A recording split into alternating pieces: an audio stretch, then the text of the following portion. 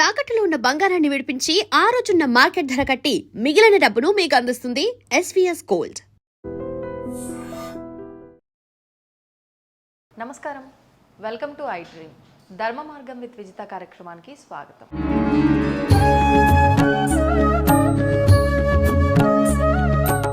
ప్రస్తుతం మనతో పాటు ఉన్నారు భారతీయం సత్యవాణి గారు. అమ్మతో మాట్లాడి మంచి మంచి విషయాల గురించి అడిగి తెలుసుకుందాం. అమ్మ నమస్కారం. నమస్కారం అమ్మా విజిత. అమ్మ, అంటే ప్రతి ఆచరించే విధానంలో కానీ, అంటే ఆచరిస్తున్న పండుగలు ప్రతి ఒక్క దాంట్లో మనకు విలువలు నేర్పించడం జరిగింది అని మీరు ఇందాక ఒక మాట అన్నారు. సాహిత్యమే కానివ్వండి, అంటే మనం ఒక పండుగ ఆచరిస్తే మీరు సంక్రాంతి ఉదాహరణగా చెప్పారు. మరి ఇప్పుడు మహాశివరాత్రి రాబోతోంది. శివరాత్రి ఏం నేర్పుతుంది మనందరికీ? శివరాత్రి ద్వారా మనం ఏం తెలుసుకోవచ్చు దాని గురించి? ఇప్పుడు ఏమన్నావు? శివరాత్రి అన్నావు. ఏంటది? మహాశివరాత్రి. ప్రతి నెల మాస శివరాత్రి ఉంటుంది. అవునమ్మా. దీన్ని మహాశివరాత్రి అన్నారు. దేనికి అన్నారు? రాత్రి అనే పదం ఎందుకు వచ్చింది అక్కడ? ఇప్పుడు నువ్వు ఇవన్నీ లైట్లు వేసేసావు, డార్జిలింగ్, పెద్ద పెద్ద కెమెరాస్తో పెద్ద లైట్స్ పెట్టావు.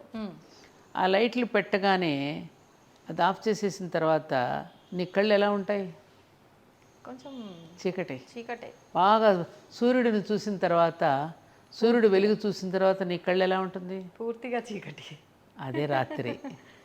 అంటే ఆ పరమశివుడి యొక్క ఆ డార్జిలింగ్, ఆ లైట్, ఆ లింగోద్భవ సమయంలో ఎప్పుడైతే ఆయన ఒక కాంతిపుంజం వెలువడిందో, ఆ కాంతిపుంజం చూడగానే మనకేమైంది? రాత్రి అయ్యింది, చీకట ఇచ్చింది. దాన్ని శివరాత్రి అయ్యింది.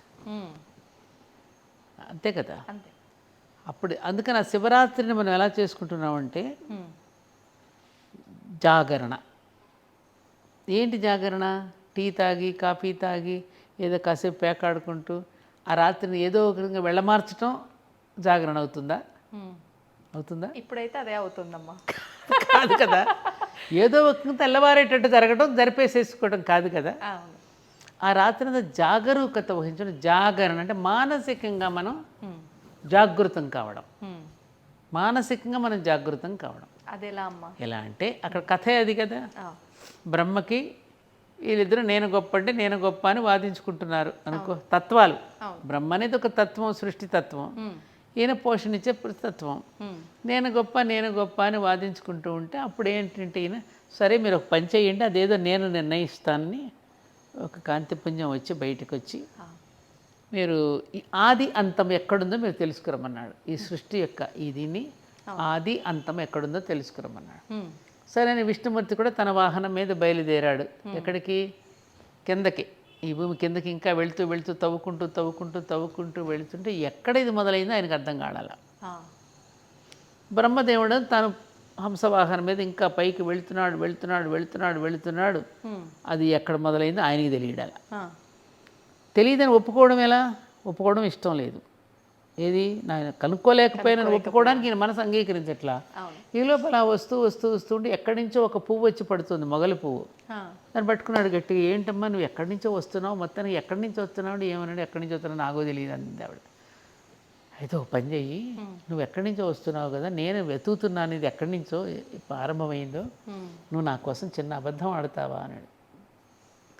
ఈయన రజోగుణ ప్రధానం కదా బ్రహ్మదేవుడు. అడిగితే సరే అని ఇది తలూపింది, ఒప్పుకుంది పాపం అద్భుత సాక్ష్యం చెప్పడానికి. ఇంకా కొంచెం పైకి వెళుతూ ఉంటే కామధేను వస్తుంది అక్కడి నుంచి. నువ్వు ఎక్కడి నుంచి వస్తున్నావు అని అడిగాడు. నాకు తెలియదు ఎక్కడి నుంచి వస్తున్నాను. అయితే నువ్వు కూడా నా కోసం ఒక చిన్న అబద్ధపు సాక్ష్యం చెప్పు. నేను ఎక్కడి నుంచి వస్తున్నానో కనుక్కున్నానని నేను చెప్తాను, అది కనుక్కున్నానని దానికి నువ్వు సాక్ష్యం చెప్తావు అంటే సరేనని తలూపింది. సరే వీళ్ళిద్దరిని వెంట పెట్టుకుని బ్రహ్మదేవుడు చేరుకున్నాడు, ఆ విష్ణుమూర్తి కూడా చేరుకున్నాడు ఈ కాంతిపుంజం దగ్గరికి. ఎవరైతే ఈ పరీక్ష పెట్టారు, పెడితే అప్పుడు విష్ణుమూర్తి ఒప్పుకున్నాడు. సత్వగుణ ప్రధానం కదా, నేను కనుక్కోలేకపోయాను ఇది ఎక్కడ మొదలైందో అని చెప్పుకుంటే, సరే మరి నువ్వేం చేసావని అడిగితే, నేను కనుక్కున్నాను, కావాలంటే వీళ్ళని అడగండి, మొగలి పువ్వు చెప్తుంది. ఆయన చెప్తే మొగలి అవునండి కనుక్కున్నాడండి, ఈయన కనుక్కున్నాడండి చెప్పి, ఏమయ్యా నువ్వేంటని ఆమె తల ఊపింది ఇది కామధేను. అప్పుడు వెంటనే అబద్ధం చెప్పావు కాబట్టి కామధేనువుకి నీకు ముఖానికి పూజ అర్హత లేదు, నీకు తోకకే నమస్కారం, పృష్ఠభాగానికి. మొగలి పువ్వు నువ్వు కూడా అబద్ధం చెప్పి నీకు పూజ అర్హత లేదు, భగవంతుడి చేరికి ఇక్కడ నీకు పూజ చేసే అర్హత లేదని చెప్పించాడని కథనం, పురాణ కథనం చెప్తారు అక్కడ. నువ్వు నిజం చెప్పావు కాబట్టి ఏది అవలేదు, నీకు ఆలయాలు కట్టి పూజ చేస్తారు, బ్రహ్మకి నీకు ఆలయం లేదయ్యా పొమ్మన్నాడు, అబద్ధపు సాక్ష్యం చెప్పించావు కాబట్టి అని ఈ కథ మనకు పురాణ గాథ చెప్తూ ఉంటారు. అంటే బ్రహ్మదేవుడికి అంత అబద్ధం ఆడితే అంత శిక్ష వేస్తే మరి మనకి రోజు 24 గంటలు అబద్ధాలాడే మనకెంత శిక్ష ఉండాలి? అలవోకగా అలవోకినట్టు కదా. అవునమ్మా. అందుకని ఆ జాగరణ అనేటటువంటిది ఏంటంటే ఈ సత్వరజస్తమో గుణాలు ఏవైతే ఉన్నాయో 3 సరైన నిష్పత్తిలో ఉండి బ్యాలెన్స్ చేసుకోగలగడమే మానవుడు చేయవలసిన పని. అందుకనే స్త్రీ అన్నారు. ఈ 3ంటిని బ్యాలెన్స్ చేసుకోగలిగిన స్త్రీ, ఈ కారము చైతన్యము. ఇంటా బయట కూడా గెలుస్తుంది అంటారు కదా. ఇప్పుడు తల్లి ఉంది, పార్వతీదేవి ఉంది, ఆయనకు సగభాగం. ఆవిడ అన్నింటినీ బ్యాలెన్స్, ఆయనకు కుటుంబ విషయాలు ఆయనకి తెలియదు, ఆయన బైరాగి పరమశివుడు అర్ధభాగం ఇచ్చేశాడు. అటు అన్నింటినీ ఇటు జగత్తుని కూడా బ్యాలెన్స్ చేస్తూ పరిపాలించడానికి ఆవిడ సహాయపడుతోంది ఆమెకి. మనకు కూడా ఇంట్లో కూడా అంతే కదా. భర్త కొంచెం వీక్గా ఉంటాడు కొన్ని విషయాల్లో, భార్య చాలా తేజస్సుగా ఉంటుంది. మీరు ఉండండి, నేను చూసుకుంటాను వ్యవహారం ఏంటో, మీరు లోపలికి వెళ్ళండి, నేను మాట్లాడొస్తానని అంటుందా లేదా? ఆయన చేయలేని పనులు ఈయన చేసి ఆయనకి పేరు తెచ్చేటట్టు చేస్తుంది కదా. అందుకని ఒక సమాషకు ఒక కథ ఉంది, జోకు. చెప్పండమ్మా. ఒకరోజు వెళ్ళిందంటే పార్వతీదేవి పరమశివుడిని, శివరాత్రి కాబట్టి సరదాగా చెప్తున్నాను. ఏమంటే కొంతమందికి ఊరికే పేరు వచ్చేస్తుంది ఏమిటి, ఏమీ చేయకుండానే అని అడిగిందట. ఈయన ఎందుకు అడుగుతుందని, ఎందుకు అడుగుతున్నావు ఈ ప్రశ్న, ఏమైంది ఇప్పుడు చెప్పు అన్నాడు. ఊరికే అడుగుతున్నానండి, కొంతమందికి ఏమీ చేయకుండా పేరు వచ్చేస్తుంది, అది ఎందుకో చెప్పండి అంటే, ఏమో నువ్వు ఎందుకు అడుగుతున్నావు నాకు అర్థం కావట్లేదు, ఏమిటో చెప్పు అన్నాడు. అదేనండి, మరి ఆనాడు ఇది మార్కండేయుడిని యమధర్మరాజు తరుముకుంటూ వస్తూ ఉంటే ఆ మార్కండేయుడు వచ్చి గట్టిగా మిమ్మల్ని కౌగిలించుకుంటే, మరి మీరు ఒక్క తన్ను తన్నారు కదా యమధర్మరాజుని, ఏ కాలుతో తన్నారండి అంటే, ఎడమ కాలుతో తన్నాను. మరి ఎడమ కాలు ఎవరిదండి అంటే, నీదే. మరి తన్నింది నేనైతే పేరు మీకెందుకు వచ్చింది? సరదాగా చెప్తున్నా, ఎడమ భాగం అంతా ఆవిడదే కదా, అవునవును, సామర్థ్యం అంతా ఆవిడదే కదా. అందుకని సరదాగా చెప్పుకునేది ఇది. అలా బ్యాలెన్స్ చేయగలిగి భర్తను బయట పడేయకుండా, బయట ఎవరి ముందు అన్నది భర్తని, లోపలికి వచ్చాక అంటుంది, ఏమండి మీరు కూడా అంత తొందరపడకుండా ఉంటే బాగుండేదేమో అనిపించింది నాకు, ఆయన ఎందుకు అట్లా గబుక్కు నోరు బారేసుకున్నారు మీరు, మనం కోపడతామా లేదా, వెనక్కి లాగుతామా లేదా కదా. అంటే ఆ సమన్వయం చేసుకోవటం అనేది స్త్రీకి సహజంగా వచ్చిన ఒక నేర్పరితనం. భగవంతుడు అధిక శక్తులు ఇచ్చాడు కదా ఈవిడికి, 7 శక్తులు. ఏది, కార్యేషు దాసి, కరణేషు మంత్రి, భోజ్యేషు మాత, క్షమయా ధరిత్రి, ఇవన్నీ ఇచ్చాడు కదా ఆవిడికి. దాన్ని బ్యాలెన్స్ అందుకని సత్వరజస్తమో గుణాలు ఏవైతే ఉన్నాయో వాటిని బ్యాలెన్స్ చేసుకోగలిగింది స్త్రీ. అందుకే సకార రకార తకారాలు ఉన్నాయి దానిలో, ఈ కారమే చైతన్యం. అందుకని ఆ శివరాత్రి రోజున ఆ తేజపుంజాన్ని లింగోద్భవం ఆది అంతం లేదుగా. ఇప్పుడు శివలింగం ఉందమ్మా, ఇట్లా ఈ రకంగా ఉంటే ఇక్కడి నుంచి ఇక్కడికి స్కేల్తో కొలుస్తావు నువ్వు ఈ శివలింగాకారంగా ఉందని ఎక్కడ మొదలైంది, ఎట్లా కొలుస్తావు? కొలుస్తావా? ఆది అంతం ఉందా? లేదు. ఎవనిచే జనించు జగమెవ్వని లోపల నుండి లీనమై ఎవని ఎందుడిందు పరమేశ్వరుడెవ్వడు, మూల కారణంబెవ్వడు, అనాది మధ్యలేడెవ్వడు, సర్వము తానయైన వాడెవ్వడు, వాని ఆత్మభు ఈశ్వరునే శరణంబు వేడేదాన్. ఆది అంతం లేదు కదా, ఎక్కడుంది? నువ్వు ఆకాశం ఎక్కడి నుంచి ఎక్కడికి అంతమవుతోంది తెలుసా? తెలియదు. ఆయనే లింగోద్భవం, ఆకాశానికి ప్రతీక ఆయన, భూమికి ప్రతీక కింద పానుమట్టవు అమ్మవారు. భూమి ఆకాశాలకు పూజ చేస్తున్నావు ఆ రోజు, పైన ఆకాశం కింద భూమి. ఈ భూమి ఆకాశాలకు అభిషేకం చేస్తూ, ఈ భూమి ఆకాశాల వల్లే నా బ్రతుకు తెల్లవారుతోందయ్యా, అందుకని అప్పుడప్పుడు నీకు కోపం వస్తుంది మేము చేసే వెధవ చేష్టల వల్ల, నీ కోపానికి గురి కాకుండా ఉండే బుద్ధిని మాకు ప్రసాదించవయ్యా అని ఆ రోజంతా అభిషేకం చేసుకుని మన మనసును కూడా మనం కడిగేసుకునే రోజు జాగరణతో. మన మనసును కూడా కడిగేసుకుంటున్నాం ఆ రోజు. మన మనసుకు పట్టిన మాలిన్యాన్ని తుడిచేసుకునే రోజు శివరాత్రి. బోలెడంత మాలిన్యం పడుతుంది కదమ్మా. ఒక అద్దం కాస్త 2 రోజులు వదిలేస్తేనే అద్దం నిండా దుమ్ము పడుతుంది. అద్దాన్ని ఎలా తుడిచేస్తున్నామో మనలో ఉన్న నీలోన శివుడు నాలోన శివుడు అని తనికెళ్ళి భరణి గారు పాడినట్టుగా నాలోన ఉన్నటువంటి శివుడిని కూడా నేను అలా తుడిచేసుకుని కడిగేసుకుని ఇదా నా నిజస్వరూపం, ఇదా నా స్వస్వరూపం అని తెలుసుకోవాల్సిన రోజు శివరాత్రి. వచ్చే శివరాత్రి నాటికి ఈ సంవత్సరం కింద సంవత్సరం చేసిన ఈ తప్పులని మళ్ళీ ఈ సంవత్సరం చేయకుండా ఉండడానికి కావలసిన సమీక్షను చేసుకుని ఆ తప్పొప్పులను సరిదిద్దుకుని అయ్యవారు ఏం చేస్తున్నారంటే చేసిన తప్పులు దిద్దుకుంటున్నారు అనుకోకుండా వాటిని మళ్ళీ సరిదిద్దుకుని సరైన ట్రాక్లో మళ్ళీ వెళ్ళడం కోసం వచ్చే రాత్రి శివరాత్రి. ఇంకెంతకన్నా ఏం చెప్పాను నీకు నేను? ఇంత అర్థం ఉంది, ఇది ఆచరించాల్సింది. కానీ కోరికలు మళ్ళీ ఇక్కడ ఈ ద్రవ్యంతో అభిషేకం చేస్తే నా ఈ కోరిక నెరవేరుతుంది, దీనిపైనే వెళ్తున్నామమ్మా మళ్ళీ. అస్సలు ఆ ద్రవ్యాలు ఇప్పుడు లేనిపోయిన కొత్త వేషాలు వచ్చేసినాయి. అబ్బో ఎన్ని నేను కూడా మా గుడిలో మొత్తుకుంటాను, అలా చెయ్యకండి. అది నాకు గుమ్మరిస్తున్నట్టు కనపడుతుంది తప్ప మీరు ప్రేమగా అభిషేకిస్తున్నట్టు కనపడదయ్యా నాకు. అది అభిషేకం ఎంత ప్రేమగా ద్రవ్యాన్ని మనం సమర్పిస్తున్నట్టు మన మనసును ఒకవైపున కడిగేసుకుంటూ ఆ పెడుతున్న నమస్కారం దేనికి? రుద్రాభిషేకం చేసుకునేటప్పుడే ప్రతి ఒక్కడికి నమస్కారం చెప్తున్నాం. ఈ సృష్టిలోని వైవిధ్యానికి నమస్కారం పెట్టుకుంటున్నాం. చెట్టుకి నమస్కారం, పుట్టకి నమస్కారం, ఆఖరికి దొంగకు కూడా నమస్కారం అంటున్నాం మనం. నమస్తస్కర అలా పిందెకి నమస్కారం, రెమ్మకి నమస్కారం, కొమ్మకి నమస్కారం, వృక్షానికి నమస్కారం, కేశానికి నమః అని కృతజ్ఞతలు చెప్పుకుంటూ నమస్కారం చేసుకుంటున్నాం మనం. ప్రతి దానికి కృతజ్ఞత. దానికి ఎన్ని నీళ్లు పోస్తాం? కొంచెం నీళ్ళు, ఒక గరిటెతో నీళ్లు పోసినా చాలు. మనం ఇది కడుక్కోకుండా నువ్వు ఎన్ని బిందెలు పోస్తే ఏమిటి? కుంకుమ నీళ్ళతో పోస్తూ ఉంటారు, దీంతో పోస్తూ ఉంటారు, ఫలరసాలు అంటారు, సీసాలు తీసుకోవాలి, పొచ్చి ఏనికమ్మా ఆయన అలసిపోతున్నాడు ఆయన. ఎందుకయ్యా ఇవన్నీ నాకు? అదేమంటే అంటగట్టేస్తాం. శివుడు అభిషేక ప్రియుడు, ఆయన అలంకార ప్రియుడు అని. అసలు ఆ స్వామినే కనపడనివ్వరు, ఆయన నిజరూప దర్శనమే దండల నిండా కప్పేసేసి వద్దయ్యా బాబు ఈ నగలని నాకు బాధేస్తుంది. మా వాళ్ళు వినరు. గుచ్చుకుంటే నాన్న ఆ దండలు ఎందుకు, అవన్నీ ఆయన గుచ్చుకుంటే నాన్న ఎందుకది? మనం కాస్త పట్టు చీర కట్టుకుని బయటికి వెళితే ఎప్పుడు ఇంటికి వెళ్ళిపోయి తీసేసి కాటన్ చీర కట్టుకుందాం అనిపిస్తుంది మనకి. మరి నా తండ్రికి అనిపించదా? ఖచ్చితంగా అనిపిస్తుంది.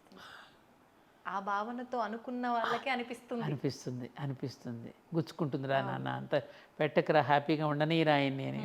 వటపత్ర సాయి అని మనం పాడుకుంటాం కదా, చిన్నవాడిని చూసుకుని ముద్దులకి. ఆ భావనతో మనం చేసుకుంటున్నప్పుడు ఆ ఫీలింగ్ వేరుగా ఉంటుంది. నేను ఎన్ని దండలు వేశాను, ఎన్ని ద్రవ్యాలతో అభిషేకం చేశాను ఆయన చూస్తాడమ్మా. ఫలం పుష్పంతో. ఇది ప్రజాకర్షణ కోసం చేసే పథకాలు ఇవి.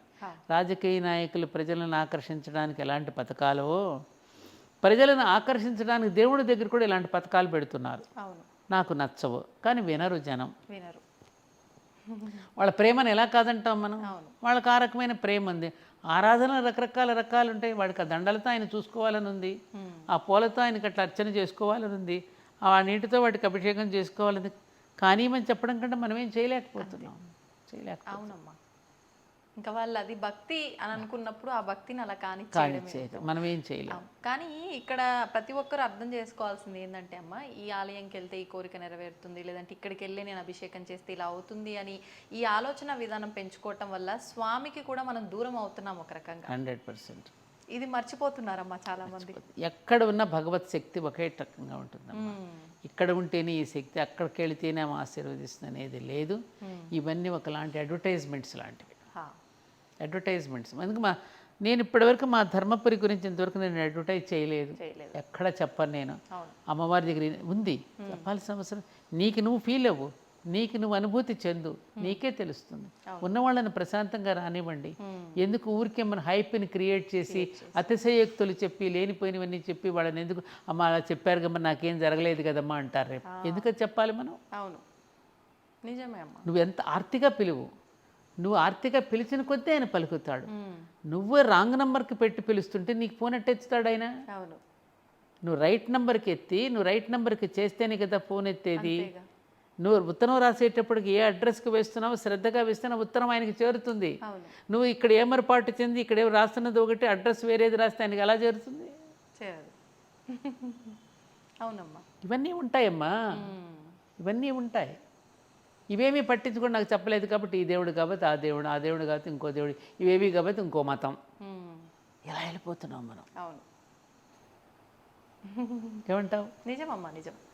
ఇప్పుడు సరే అంటే నేను మనస్ఫూర్తిగా స్వామిని ఆరాధిద్దాము మీరు అన్నట్లు, నేను ఏదో బిందెలు కుమ్మరియాల్సిన అవసరం లేదు, నా తృప్తితో నేను ఇంతే చేస్తున్నా స్వామికి అనే భక్తితో చేయాలనుకున్నా కూడా అది ఒక రకంగా మారిపోతుందమ్మా. అంటే ఈ ధోరణి ఎలా అయిపోతుందంటే మీరు ఇందాక అన్నట్లు ఈ చెప్పే వాళ్ళు ఎక్కువైపోయి ఈ సమయం నుంచి ఈ సమయం మాత్రమే, చాలా ఈ సమయంలో ఇది చేస్తేనే అనేసరికి నాకు ఆ సమయం మిస్ అయింది.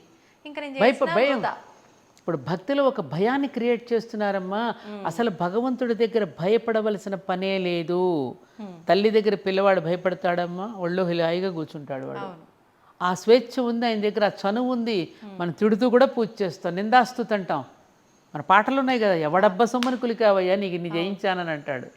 ఇవన్నీ ఏంటిది? ఒక నిందాస్తుతి. ఆయనతో అంత చనువు ఉంది మనకి. మాట్లాడుకో నువ్వు దేవుడితో, ఆర్తిగా తిట్టు, నువ్వు మాట్లాడు, నవ్వుకుంటాడు ఆయన, సరదాగా తీసుకుంటాడు, దాన్ని హక్కును చేర్చుకుంటాడు. నీకు ఆ స్వేచ్ఛ ఉంది ఆయన దగ్గర, నువ్వు అసలు భయం ఎందుకు పడుతున్నావు? ఏం కాదు, అసలు ఏమి చేయడు. నువ్వేది పెట్టినా తీసుకుంటాడు ఆయన. అమ్మవారికి నామాల్లో లేదు. ఇప్పుడు ఎవరు ఏ రకంగా పూజించినా కూడా సమయాచారంతో, సమయాచార పూజలు చేసుకుంటే చేసుకోండి, ఏ పూజ చేసుకుని వామాచారంతో చేసుకున్న వాడిని ఆశీర్వదిస్తోంది, నువ్వు ఈ ఆచారంతో చేసుకున్న ఆశీర్వదిస్తోంది. నీకు ఆ భయం ఎందుకు అసలు? ఇలా చదవకపోతే అమ్మవారు ఏదో చేసేస్తుంది, నెత్తి ఎందుకు చేస్తుంది? పిల్లవాడు ముద్దు మాటలు మాట్లాడుతూ ఉంటే ముందుగా మురిసిపోతుంది. నువ్వు పెరిగిన తర్వాత ఇక్కడ అవే మాటలు మాట్లాడితే మొట్టికాయ ఇస్తుంది. నువ్వు పెరిగావు కదరా ఇప్పుడు. అందుకని పలికేటటువంటి మాటలు అర్థం మారిపోతుంది కాబట్టి అర్థయుక్తంగా చదవండి. రాగయుక్తంగా చదవడంలో ఇక్కడ విరిచి చదవకండి. చదివితే మారిపోతుంది అర్థం. అర్థం మారిపోతే నువ్వు కీర్తించబోయి నువ్వు దూషిస్తున్నావు అని చెప్తున్నావు మనం. నువ్వు లలితా సహస్రనామాలు చదువుతున్నావు, విష్ణు సహస్రనామాలు చదువుతున్నావు అని భగవంతుడిని కీర్తిస్తూ స్తుతిస్తున్నావు నువ్వు. ఆ స్తుతులలో దోషాలు వస్తే అర్థం మారిపోతే నీకు అది దోషం అని చెప్తున్నారు, అంతే కదా. దానికి ఎందుకు భయం? ఎందుకు? అది చిన్నప్పుడు ముద్దు మాటలు మాట్లాడుతూ ఉన్నప్పుడు అమ్మ ఎలా మురుసుకుందో, నువ్వు కూడా వయసుతో ఎదుగుతున్నావు కానీ మానసికంగా నువ్వు చిన్నవాడివే కదా. ఆ చిన్నతనాన్ని అమాయకత్వాన్ని చూసి కూడా నవ్వుకుంటుంది తప్ప అప్పుడు నిన్నేం ఆమె దోషమేం పట్టుకోదు. నీదేదో చేసేసేదు, ఏదో రకంగా నీకేదో ఏమంటారు దాన్ని, ఏదో నెత్తి అడుస్తుందని, ఇంకేదో జరిగిపోతుందని అసలు భయపడాల్సిన అవసరమే లేదు. భగవంతుడి దగ్గర ఎవ్వరు భయపడవలసిన పని లేదు. భగవంతుడు నీ ప్రవర్తనను చూసి మురుసుకుంటాడు, నీ సంస్కారాన్ని చూసి మెచ్చుకుంటాడు తప్ప అక్కడ ఎప్పుడు నువ్వు ఇలా చేస్తే, నువ్వు 2 ఒత్తులే పెడితే, లేదా 3 ఒత్తులు పెడితే, 5 ఒత్తులు పెడితే దానికి తగినటువంటి ఫలితం ఇస్తాడనేది ఎప్పుడు అనుకుంటే భగవంతుడికి మధ్య నీ దగ్గర కూడా వ్యాపార ధోరణే ఉంటుందా? వ్యాపారమా ఇది? భగవంతుడితో నువ్వు వ్యాపారం చేస్తున్నావా? 3 పెడితే నేను కరుణిస్తా, 5 పెట్టకపోతే నేను ఇచ్చేస్తా, 2 పెడితే ఏదవుతుంది? ఎంత అర్థం ఉందండి? అప్పటి వరకు 2 ఒత్తులు పెట్టుకుంటున్నావు, చనిపోయినటువంటి పార్థివ దేహం దగ్గర 1 ఒత్తి పెడుతున్నావు. జీవాత్మ పరమాత్మలో కలిసిపోయింది, ఇంక అక్కడ 2 లేవు, ఒకటే. అది కదా అర్థం అక్కడ. ఇడా పింగళ సుష్మ నాడు ప్రతీకగా కుంభవత్తి మధ్యలో పెట్టి 2 ఒత్తులు వెలిగిస్తున్నావు. అదేంటి? అది ఒక ప్రతీకాత్మకంగా చేసే పూజ మనకది. నువ్వు 2 పెట్టినా అక్కడ 3 పెట్టినా ఏమీ కాదు అక్కడ. మన మనస్సాక్షి ఒప్పుకుంటే చాలా అమ్మ చేస్తున్న పనికి. అంతేనమ్మా, మన మనస్సాక్షి ఒప్పుకుంటే చాలు. నీ మనసునే చూస్తాడు తల్లి అక్కడ. నువ్వు పెట్టే నైవేద్యంలో కానీ, నువ్వు వెలిగించే దీపంలో కానీ నీ మనసును చూస్తాడు తప్ప అక్కడ అమాయకంగా అసలు ఏమీ తెలియదు. పసిపిల్లలు ఆడుకుంటూ పూజలు చేస్తారు కొన్ని బొమ్మలాటల్లో, దాన్ని ఎంత మెచ్చుకుంటాడో, దాన్ని ఎంత మురిసిపోతాడో కదా.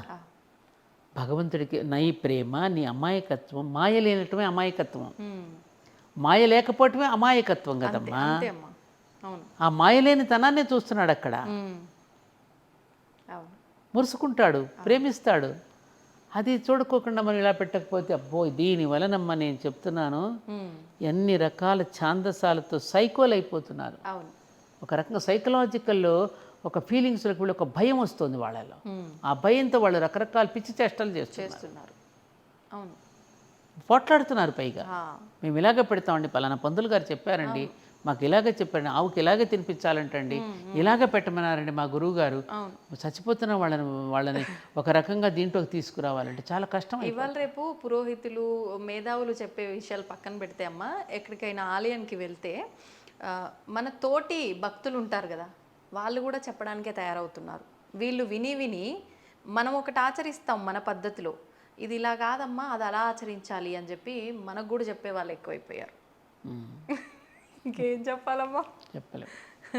ఏదో ఉంది కదా, కుందేటి కొమ్ముకు ఏదో ఒక పద్యం ఉంది కదా, తిమ్మిరి ఇసుక అదే పద్యం గుర్తురాట్లా, తైలము తీయవచ్చు అని ఏదో మూర్ఖుడికి మనం చెప్పలేమని చెప్పేసి కుందేటి కొమ్ము సాధించవచ్చు అన్నట్టుగా కొన్ని చెప్పలేము, ఇక మనం ఏం చేయలేము వాళ్ళంటే. అంతే, అది కాలమే పరిష్కరించాలి. ఇప్పుడు మీరు అన్నట్లుగా ఇది ఎంత బాగుందమ్మా, మనం భగవంతుడితో నా ముందున్నాడు ఆయన, నా బాధను చెప్పుకుంటా, నా ఆనందాన్ని షేర్ చేసుకుంటా అంటే, ఇప్పుడు ఈ రూపంలో మనం ఫ్రెండ్స్ అనుకుంటున్నాం, ఈయనే నా మిత్రుడు, ఈయనకే చెప్పుకుంటా అంటే ఇదెంత బాగుంది. బాగుంది కదా, కానీ మంత్రమే నీకు మధ్యలో ఎందుకు, మంత్రంతోటే నామంతోటే అయితేనే స్వామి నీకు అనుగ్రహిస్తాడు, స్వామి లేదు ఇవన్నీ మంత్రాలు ఎవరు. ఇప్పుడు నీ నీ నీ లోపల ఉన్న నీ హృదయ భాషతోనే నువ్వు మాట్లాడుకో. కవులందరూ అలాగే మాట్లాడుకున్నారు. వాళ్ళ యొక్క భావన. ఇప్పుడు సుప్రభాతం ఉంది, సుప్రభాతం ఎవరో కవులు రాసిందే కదా, కళాత్మకంగా ఒక భావనాపూర్వకంగా మేలుకొలుపుతున్నాడు ఆయన్ని, మేలుకోవయ్యా అని కదా. ఆయన నిద్రపోతున్నాడా నువ్వు మేలుకొల్పడానికి? అసలు అదొక భావన. అంతే. వటపత్ర సాయికి అంటూ శ్రీకృష్ణుడికి చక్కగా అడుగులు వేసి, మన కృష్ణాష్టమి వస్తే ఆయనకు అడుగులు వేసి మనం ఎందుకు పూజ చేసుకున్నది ఒక భావనాత్మకంలో, ఆ భావనాలోకంలో విహరిస్తూ ఉన్నప్పుడు మనకు ఒక ఆనందం, ఒక అనుభూతి కలుగుతుంది. ఇప్పుడు ఈ లలితా సహస్రనామాలైనా, స్వామికి వెంకటేశ్వర స్వామికి సంబంధించి కీర్తనలు, అన్నమయ్య కీర్తనలైనా అన్ని స్వామిని వర్ణించినవే కదమ్మా. అంతే కదా, వర్ణన అంతే. ఊహ ఎవరి భావన వాళ్ళది. అమ్మవారిని పూజ చేసుకున్నా, ఆ తల్లిని అలంకరించుకుని చూసుకున్నా, మనం మాట్లాడుకుంటూ ఆ తల్లితో ఇంకెంతకాలం అమ్మా ఇవన్నీ పెడతావు పరీక్షలు, ఇంకెంతకాలం అమ్మా ఈ కష్టాలంటే కొంచెం ఆగవమ్మా, మరి అవన్నీ కూడా సమస్య. కాలం అనేది ఒకటి ఉన్నది కదా, నీకు కూడా కొంత జ్ఞానం రావాలి కదా. ఈ కష్టం నీకు క్రియేట్ చేశాను అంటే ఈ కష్టం ద్వారా నువ్వు నేర్చుకోవాలి గుణపాఠాలు చాలా ఉన్నాయమ్మా. ఆ గుణపాఠాలు నేర్చుకోవడానికే మనకు కష్టం అనేది భగవంతుడు క్రియేట్ చేస్తాడు సన్నివేశాల రూపంలో. దాన్ని అధిగమించటం ఎలాగో నీకు నేర్పడానికే. నువ్వు వాళ్ళు నేర్చుకుంటే రేపు నీ పిల్లలకి చెప్తావు ఈ పాఠం. ఇదంతా ట్రైనింగ్ అమ్మా. అంతే, ట్రైనింగ్. మా గురువుగారు ఒక మాట అనేవారు, ఎకరాల కృష్ణమాచార్యులు, పూజలో ఎప్పుడు మీరు స్ట్రెయిన్ అవ్వకండి, అలా ట్రైన్ అవ్వండి. స్ట్రెయిన్, అలసిపోవద్దు, అయి పెట్టలేదు ఈ పెట్టలేదు అని కంగారు పడి దేవుడు ఏం చేస్తాడు, నువ్వు స్ట్రెయిన్ అవ్వకు, ట్రైన్ అవ్వు, శిక్షణ పొందు. పూజ అనేది నువ్వు శిక్షణ పొందడానికే, శిక్షణ పొందడానికే పూజ. అంతే, రిహార్సల్స్ అది.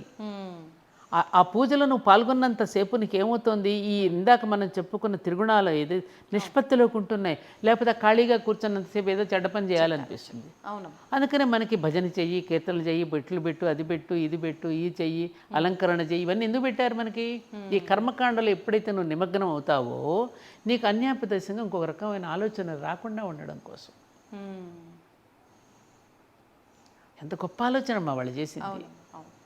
ఈ నియమాలని దేనికోసం పెట్టారు? ఆరోగ్యకరమైన నియమాలు. నువ్వు బాగా ఆలోచించండి. మీరు మళ్ళీ చెప్తున్నా, మన సనాతన ధర్మంలో ఆరోగ్యకరమైన నియమాలే ఉన్నాయి తప్ప నిబంధనలు లేవు. ఇలాగే చెయ్యాలనే నిబంధన ఎక్కడా లేదు మనకి.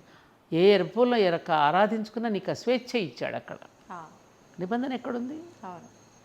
ఒకే పుస్తకం చదవమని నిబంధన ఉందా? ఈ వాక్యాలే చదవమని నిబంధన ఉందా? ఇలాగే చేయమని నిబంధన ఉందా? అదే కదా సనాతన ధర్మం యొక్క గొప్పతనం. అంటే ఏ మార్గమైనా ఎంచుకో, కానీ మంచి మార్గం ఎంచుకో. మంచిగా ఉండు. నీ ప్రవర్తన బాగుంటే భగవంతుడు మురిసిపోతాడు. మళ్ళీ నీకు నెక్స్ట్ జన్మ అనేది నీకు ఒక అకౌంట్ ఉంది. ఆ అకౌంట్లో నువ్వన్నీ దాచుకుంటే రేపు డ్రా చేసుకోగలుగుతావు నువ్వు. అంతే అమ్మా, అదే చెప్పారు. సంతోషం అమ్మా, చాలా సేపు అయిపోయింది కదా. బాలేకపోయినా నేను ఇబ్బంది పెట్టి కూర్చోబెట్టాను. పాప నువ్వు చాలా రోజు నుంచి అడుగుతున్నావు, నేను చెప్పలేకపోతున్నాను పాపం అనేక. నేను ఇవాళ మళ్ళీ రేపు తర్వాత మళ్ళీ బిజీ అయిపోతాను అని చెప్పి సరే రమ్మన్నమ్మా. ఎప్పట్లాగే మీరు ఇప్పుడు కూడా చాలా వివరంగా చెప్పారమ్మా. అంటే ప్రతి ఒక్కరికి ఏదో ముచ్చటించుకున్నట్టుంది తప్ప నీది మాట్లాడుకున్నట్లేదుగా. చూసే వాళ్ళకి కూడా అంటే ఇలా మాట్లాడుకుంటేనే తొందరగా వాస్తవాలు కదా ఇవన్నీ. ఏంటంటే అమ్మా, అనుభవసారం అంతే. అవును. నేనేమి జ్ఞానిని కాదు, అంతే. జస్ట్ మనకున్నటువంటి అనుభవాలు, మన పెద్దలు జీవించిన తీరు, మేము జీవించిన తీరు, మేము ఎన్నో ఆటుపోట్లను ఎదుర్కొని నిలబడ్డ తీరు, ఆ ఆటుపోట్లు ఎదుర్కొంటూ ఉన్న కొద్దికి వచ్చే సత్ఫలితాలు ఎలా ఉంటాయో, మన వ్యక్తి నిర్మాణమే జాతి నిర్మాణం, మన వ్యక్తిత్వమే మనకి ఎప్పటికైనా మనకు అదే నిలబెడుతుంది మన అనేటటువంటిది. మేము బ్రతికిన తీరుని మీకు చెప్పాను తప్ప మేము వీఆర్ నాట్ అంత పెద్ద జ్ఞానులం కాదు. జ్ఞానులంతా ఇలా మేము జ్ఞానులం కాదు అనే చెప్తారేమో. కాదమ్మా, అదే వాళ్ళ గొప్పతనం. అనుభవం, పెద్దలే వాళ్ళు చెప్పిందేనా అనుభవమేగా. అట్లా జ్ఞానం కావాలంటే కొన్ని ఎన్ని జన్మలెత్తాలమ్మా. మహానుభావులు మహర్షులైనటువంటి వాళ్ళు ఇంకెన్ని జన్మలెత్తాలో. అంత సముద్రం అంతటి లోతైనటువంటి జ్ఞానం మనది. మన వేదాలు, మన ఉపనిషత్తులు ఇవన్నీ అవపోసన పట్టాలి అంటే వాటి నుంచి సారంగా ఎన్ని జన్మలెత్తాలమ్మా. కాబట్టి వాళ్ళు మళ్ళీ అదే చెప్పారు, తేలిక అది అన్నీ అక్కర్లేదు. ఆ వేదాల యొక్క సారాన్ని, ఆ ఉపనిషత్తుల యొక్క సారాన్ని ఏదో అర్జునుడిని వీటిని గోవు వత్సలుడిగా ఎలా అయితే పోల్చారో కానీ చిన్న వాక్యంలో చెప్పేశారు కానీ మన పూర్వీకులు చిన్న వాక్యంలో చెప్పేశారు వాళ్ళు గీతాల సారాన్ని. దాన్ని మన జీవితానికి మనం అన్వయించుకుంటే అందరి జీవితం సాఫీగా వెళ్ళిపోతుందమ్మా. అసలు సాఫీగా వెళ్ళిపోవాలని కోరుకోవడమే తప్పు. సాఫీగా వెళ్ళిపోతే బోరు కొట్టదు, అంతేగా. నీకు జ్ఞానం ఎలా వస్తుంది? ఎత్తు పల్లాలు. అదే పిల్లవాడిని నువ్వు స్కూల్కి నడుస్తుంటూ పంపిస్తే దారిలో వాడు ఎన్ని దృశ్యాలు చూస్తాడు, ఎంతమందితో మాట్లాడతాడు. అదే పిల్లవాడు నువ్వు ఏసీ కారులో పంపిస్తే వాడు ప్రపంచాన్ని ఎలా చూస్తాడు? శ్రీరామచంద్రుడు మరి వాల్మీకి మహర్షి దగ్గర ఎందుకు వదిలిపెట్టాడు? అక్కడ కనుక పుడితే పిల్లలు అక్కడ నేల మీద కనుక పెరిగితే, నేల మీద నిద్రపోతే, సామాన్య ప్రజల కష్టసుఖాలు చిన్నప్పటి నుంచి తెలిస్తేనే వాళ్ళు ప్రజలను కూడా చక్కగా పాలించగలుగుతారని అక్కడ పెరగమన్నాడు ఆయన. నువ్వు చిన్నప్పుడు ఏసీ రూమ్లో పెరిగితే వాడికేం తెలుస్తుంది కష్టం? నిజమే అమ్మా కదా. అంతే అంతే. సంతోషం అమ్మా, చాలా సంతోషం విజిత, చాలా సంతోషంగా ఉంది. మంచిదమ్మా.